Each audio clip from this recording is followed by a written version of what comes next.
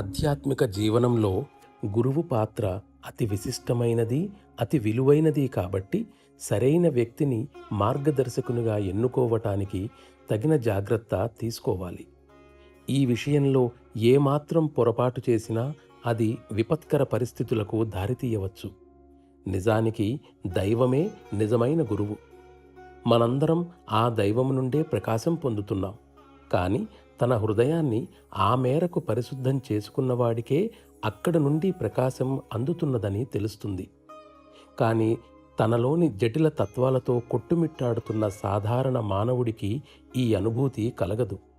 కాబట్టి ఈ విషయంలో ఉన్నతమైన సమర్థత గల తోటి మానవుని సహాయం చాలా అవసరం. అతన్ని గురువని, మార్గదర్శకుడని, మాస్టర్ అని లేదా మరేదైనా పేరు పెట్టి పిలవవచ్చు. అతను కేవలం సేవ, త్యాగ భావాలతో సహకరిస్తాడు, సహాయం చేస్తాడు.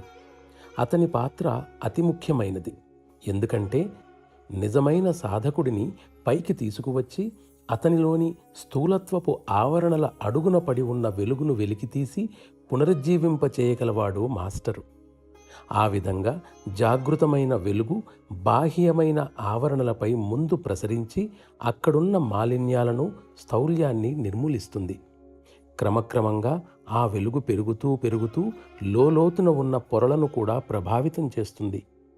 ఈ వెలుగును వ్యక్తిగతంగా స్వప్రయత్నంతోనూ జాగృతం చేయవచ్చు. కానీ దీనికి సంవత్సరాల తరబడి శ్రమించవలసి ఉంటుంది. మాస్టరు కూడా కర్తవ్యబద్ధుడై మార్గమధ్యంలో వచ్చే అవరోధాలను, ఆటంకాలను తొలగిస్తూనే ఉంటారు. అందుచేత సమర్థుడైన గురువు యొక్క సాంగత్యం అభ్యాసికి చాలా విలువైనది.